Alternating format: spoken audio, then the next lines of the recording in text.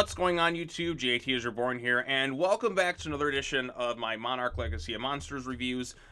This is going to be a video review on episode 6, known as Terrifying Miracles. This one was directed by Merzy Almas, who also directed episode 5, and this episode was written by Carl Greenfeld. And I'm going to straight up say, this was my favorite episode of the series so far. I thought it was a lot more exciting. I really, this episode goes to show how much I miss the 1950s flashback stuff, because not having them in the previous two episodes, it wasn't as exciting. And I like the 50s crew a little bit more than the present day. I mean, they're a little bit more likable, because the crew in the present day are a lot more, I guess, damaged, if you will. Kate, for example, she's a cheater, kind of like her dad.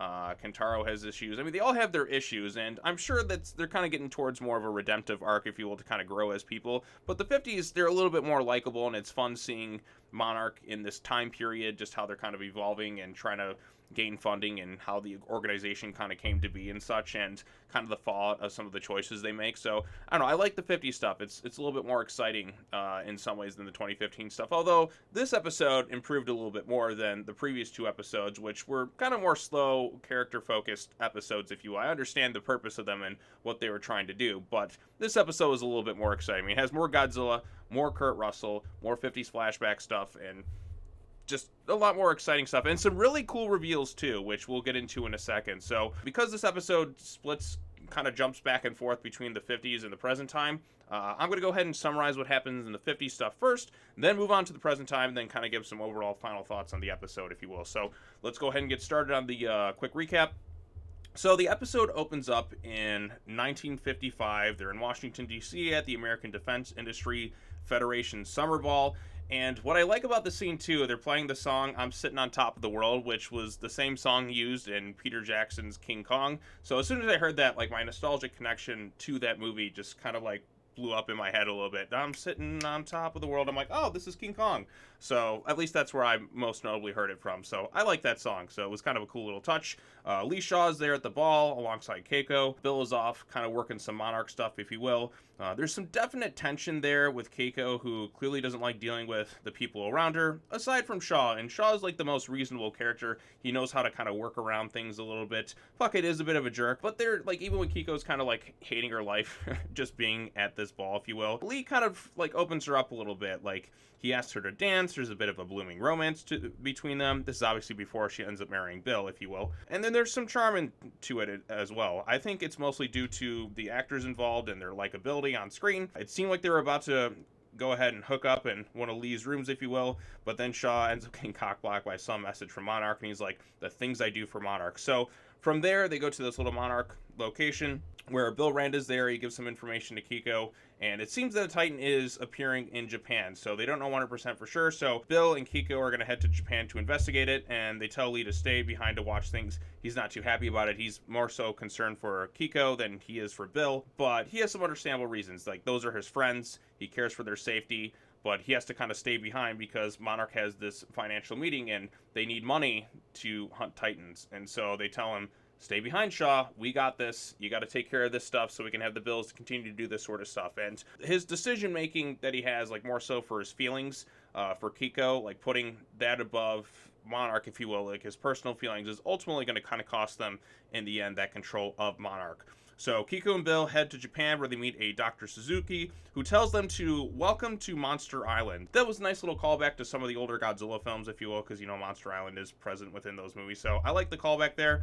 And this Dr. Suzuki seems to have created something that's like a gamma radiation simulator, as they dub it in the show, basically like a Titan phone, if you will, or Titan Bates. So kind of similar to the Orca, but not 100% quite, because the Orca measured the Titan's bioacoustics, if you will, to kind of use some sort of frequency. I don't know, they're kind of similar in some ways, but these devices are much larger, and you don't exactly know which Titan you're going to get with it. So kind of a precursor, if you will, to the Orca in a way. So that's going on. Shaw's concerned about Keiko and them kind of going on there. He wants to be in the field with his team, but he also has responsibilities here. He's not supposed to go. He hasn't been authorized by General Puckett to go and help his team. So he goes and has a talk with Puckett. He tells them he wants to be there to protect his team, but Puckett's telling him he needs to kind of stay here, if you will. And if he ends up going on this mission, the choices he makes, he's going to have some sort of consequences with it. So he kind of goes against his orders, if you will, because he was not authorized to make this trip to Japan. So he decides to head there to Monster Island.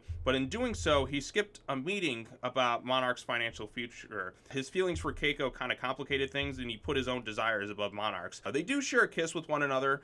And as this is going on, the water kind of disappears out of the bay. Their little Titan bait device, if you will, kind of just gets launched in the air. And then it's revealed that Godzilla is still alive, which we all knew based on the 2014 film and other things. So Godzilla's alive. He looks great. There's some impressive shots of him in the ocean, if you will. Keiko is just kind of thrilled. She's happy and excited that this thing is still alive. Shaw is really kind of terrified, and so he's like, we didn't kill it. We threw our best weapon at it, and we didn't kill this thing. So there's definitely some horror in his eyes, but there's also kind of that, there's a bit of horror and kind of thrill, like, wow, like, what is this thing? Like, I mean, like, we threw our best weapon at this thing, and it did nothing. So that realization of where do we go from here is kind of interesting. So then they head back to the States. Shaw tells Keiko and Bill that they need to tell Puckett something. They need to tell him that this thing's alive. More so, Keiko kind of rejects it. It's like, what are they going to do? Like, build a bigger weapon and drop it on him, or are they going to drop it on somebody else? So there's some tension there involved. But Shaw's like, we need to tell him something. I wasn't supposed to go on this trip to where you were all at, but we need to tell him something. So they go in there. However, in doing so, because he went on his little unauthorized trip, Puckett handed over control of Monarch to somebody else due to Shaw's unauthorized leave of absence. And the 50s flashback stuff ends with Keiko really kind of pissed off at Shaw as a result. So I thought that was interesting. And Shaw's reasons for going are kind of justifiable in a way because he cares about their safety, and he obviously has... He did save their lives earlier on in one of the first 2 episodes with the Ion Dragon, if you will. And he's worried about his team. Like, they're his friends. They're kind of like his family, if you will. He cares about their safety and wants to be there by their side because they're in this together. They're a trio, if you will. But putting those personal feelings into it above Monarch's feelings, like if he would have just stayed back in the States and kind of, you know, just kind of talk things through, he could have had control of Monarch. But this is the moment where Shaw and all that lost control of Monarch, and this is where kind of the darker side, more corrupt side of Monarch kind of starts to, what's the word I'm looking for, bloom, if you will. It starts to build up in some sort of way. So I thought that was interesting. The 50s flashback stuff was exciting. I'm curious to see how the romance will shift from Shaw to Bill. Maybe it's her resentment towards Shaw. This moment was what kind of separated them from kind of growing closer together. And Shaw not only kind of lost Keiko in that way, he also lost Monarch in that way, all because he put his personal feelings ahead of what was best for Monarch, if you will. So interesting example there, really good, compelling stuff. On to the present day stuff. So the 2015 stuff opens up with Duval intercepting a van that had the present day Lee Shaw on it, Kurt Russell, if you will. And then we kind of find out some interesting stuff about Duval. We found out her first name is Michelle, but not only that, the big surprise reveal in this episode that I didn't see coming, Duval had a sister, and her sister worked at Janjira, and her sister's name was Sandra, which means that her sister was none other than Sandra Bodie. That's right, Bryan Cranston's wife from Godzilla 2014, the one he has to seal in, is Duval's sister. So I thought that was really cool, like, reveal in this whole thing, and that's kind of the reason she joined Monarch, is because she didn't want an incident like that to ever happen again, and she thinks Shaw might be the one to show her the way. So that's really cool. I didn't expect some sort of Brody family tie-in with this show like that, other than maybe showing Ford or something. But having her be Sandra's sister, I think, makes things more interesting and kind of exciting. That's one of those nice surprises that I'm so glad wasn't spoiled for me or anything like that, because I didn't expect it. I didn't see it coming. I was kind of curious about what Duval's whole thing was, but making her the sister of Sandra Brody, I think, makes things more interesting. Also, it does kind of leave me questioning some things, because Sandra's husband, Joe, was off kind of investigating things, but Duval never went to him and kind of like told him, like, hey, guess what? I work for this organization known as Monarch, if you will, and we have all this secret stuff going on here. Unless she joined afterwards. I don't know. When did Duval join Monarch? Because Joe was off doing his thing. You'd think she would kind of talk to him about stuff, or maybe she went her own path and joined Monarch after all this stuff went down. I don't exactly know. It kind of leaves me questioning things a bit, but I think that's still a cool reveal. Maybe we'll find out more about that in the future, and perhaps maybe other members of the Brody family will appear in this thing. I don't exactly know. So that's going on. She brings Shaw out, and back in San Francisco, Kate, Kentaro, and May all sort of meet up, and as they head back to Kate's mom's house to head inside, guess who's sitting there? That's none other than Lee Shaw himself, Kurt Russell, and he's just there with Duval, and he's just kind of chilling there. I kind of like his little intro there, like, hey, how's it going, if you will. So I thought that was kind of cool. But anyways, so they agree to head to the next place on the map, which they have the location to, which is none other than Africa. But while this is going on, Verdugo and Tim are in Hiroshi's San Francisco office trying to figure out where the rest of the crew is going, because they wanted them to kind of go off and kind of investigate things on their own and kind of latch onto their trail to maybe see if they can find some sort of information.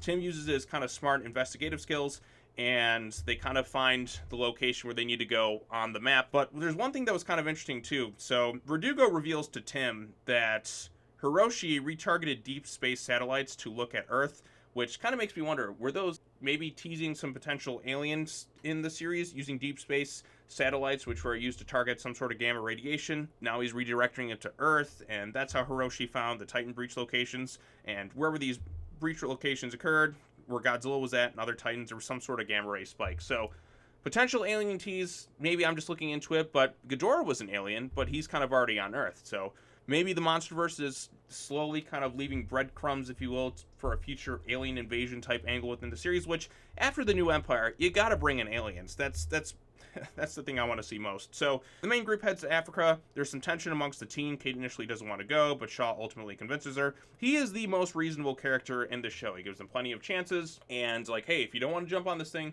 okay, there you go. You can leave. But if you want to stick around with me, we can save lives. That's what his main goal is. So he has regrets over what happened in the past, because his personal feelings kind of cost him control of Monarch and what it was originally supposed to do. And he's trying to find a way to save like thousands and millions of lives, because they know a G-Day type event is going to happen again if they can't find a way to stop it. So he's trying to save lives, and it's understandable for his reasons. It's understandable why Duval want to go to him, and there's other people who've kind of deflected from Monarch because they don't like the direction the organization's going in. So I like that stuff. So anyways, so the group goes to investigate, and who do they end up finding? That's right, they discover that Hiroshi is alive, but he has one of those Titan phones. So I was right. I figured he was alive. I mean, some of the footage kind of showcased him in Africa and like one of the trailers, but you can't just have this lead up to wondering if he's alive and not reveal he's alive. Would have felt a little anticlimactic. So the group is really happy to see him at first, but from a distance, Shaw sees him, and he sees the Titan phone thing that he recognized from the 1950s, a similar device of sorts with that. And he's kind of concerned. He's like, we need to get the hell out of here right now, because you know something bad's about to happen. Just then, a Monarch chopper arrives with Tim there. However, it just so happens that the spot they were at has Godzilla, who emerges out of the ground, very reminiscent of his appearance in Mothra vs. Godzilla. So he emerges out of the ground at one point, even makes eye contact with Kate and the group, and I just love this simple moment of him coming out of the ground. Just feels godlike. There's something epic about him. The effects look fantastic. He rises out of the ground. The chopper that Tim was on also goes down because they're really too stupid to kind of back up while Godzilla's getting up. I mean, they kind of brought it on themselves. They were just all kind of in shock and awe. Like, I mean, when you see Godzilla, you're just frozen with kind of fear and just wonder and awe because of something so, I mean, godlike, right? It's something out of this world when you see Godzilla there. I mean, I'd kind of be the same way too. I'd see Godzilla, I'm like, oh my god, that's the coolest thing I've ever seen, but you're also in wonder and awe that such a creature like this exists. So his chopper goes down. We don't find out what happens to him, but I assume he's probably alive, and in the next episode he'll probably meet up with Kate, Kentaro, and May. So his chopper goes down thanks to Godzilla spikes. Makes me wonder why they didn't just back out in the first place. Also, seeing Godzilla in Africa is really cool. There's a moment with Kay where she looks at him. She doesn't like panic. She just freezes, and she's like, he saw me. And then Kurt's like, yeah, he saw all of us, which is a really cool kind of moment, because it's Godzilla, right? I mean, instead of screaming that, she's just in wonder and awe. But Godzilla didn't attack her or anything. He just kind of went off and away. Makes me wonder if she's going to have a similar arc to like Mark Russell in the King of the Monsters, if you will, where his resentment towards Godzilla kind of shifts towards admiration and understanding that Godzilla, he's not necessarily caring too much about people. He's just an animal trying to set things right with the planet, if you will. So after that incident, Shaw tells the team they need to go after Godzilla and find out where he's going before Monarch does, and plans on using the map. Kate says they can't stop him, and then Shaw reveals to the group he's trying to help him, as in Godzilla. He tells the group they go with him, they'll know everything, but Kate wants no part of it. Same with May and Kentaro. and they want to go after Hiroshi. Shaw was disappointed in them, but he and Duval continue their pursuit of Godzilla and following where he's going. So I like that angle of Shaw being like, stop him, I'm trying to help him, because he knows that Godzilla was the sole reason that San Francisco kind of survived. So maybe he wants to kind of do something similar to Serizawa in a way, of like maybe helping Godzilla as the means to kind of take out these other titans, if you will. I don't exactly 100% know for sure just yet. I mean, because like a few episodes ago, he was talking about Monarch's best plan was just let him fight in that. So like, what does Shaw really want? He obviously wants to save lives based on what he's been doing, but like, what exactly are his end goals, if you will, to kind of stop all this stuff? So only time will tell. So the group separates, if you will. Kate, May, and Kentaro go their separate ways. May reveals the truth that she sold them out because she wanted to go home to her family. She explains that she had to run, and then the episode ends with them all kind of angry at each other. Not the strongest of cliffhangers, but this episode did remain my favorite overall. So I do wonder too, like, why didn't the trio just stick with Shaw and Duval? Because obviously they got the map, and Hiroshi has been where these titans have been emerging, and he seemed to have that little titan luring phone device, if you will, the titan phone, I'm just going to kind of dub it. Why didn't they just stick around with them? Now they're just kind of going off on their own, and where are they going to find their dad, if you will? So many questions. Like, why not just go with them for right now? Because obviously it seems like their paths are kind of intertwined together, but hey, we got to have some tension. We got to separate the group before they all come back together. So very exciting stuff. This is my favorite episode of the series so far. We get more Godzilla, we get more flashback stuff, we get more Kurt Russell, and as I said in plenty of these other videos, the more Kurt Russell, the better. Always appreciative of that stuff. They built up the mystery a little bit more. Now we're at the next episode. We're supposedly going to go into May's past, so now we'll know the stuff about May. We're going to have Duval and Shaw following Godzilla's path and trying to find Hiroshi, which makes me wonder why the group didn't just go with him, because obviously Hiroshi has some connection to where Godzilla's going. Or maybe not. I don't know. It's a big mystery. Also, Hiroshi, really terrible dad in a lot of ways. He doesn't even let his family know he's alive or whatnot. I can't wait for that confrontation with their dad. So eventually you're going to have this reunion and kind of talk things out. So that's something I'm really excited about. So the love triangle angle in the past, I'm kind of iffy about in some ways. I don't want a big reveal to be where Shaw is really Hiroshi's father in some way. I know he said Hiroshi was like a son to him, but I don't want that. I think that would kind of hurt things about the show. So keep Bill and Keiko's thing real. Keep Hiroshi as their kid, because I think that would kind of hurt things if we had some sort of dumb reveal like that. That's just in my humble opinion. So we got that going on there. And also, my number one thing right now, do not kill off Lee Shaw. Lee Shaw has cemented himself as the best character in the Monsterverse through these first 6 episodes. I don't want to see Lee Shaw killed off. If you have to kill off any character, do not make it Lee Shaw. But I feel like something bad will probably happen to him in the show to kind of give that emotional hook towards the end, and I don't want it. I like Shaw too much. I mean, the flashback stuff and the current present day stuff, great, fantastic character. Don't want anything bad to happen to him. I'm excited to see more about Duval now that we've revealed her to be Sandra Brody's sister. Perhaps other Brody family members will appear in the show. Maybe 4, maybe not. I don't know. I think it's kind of a neat little tie-in, and not everybody who is too like well-versed within the Monsterverse may not have caught that. But for me, it was a really cool little nod and something that genuinely surprised me. So I'm excited to see where the next episode brings. We'll see what Godzilla does in the next episode. I'm sure he'll probably have some sort of action bits.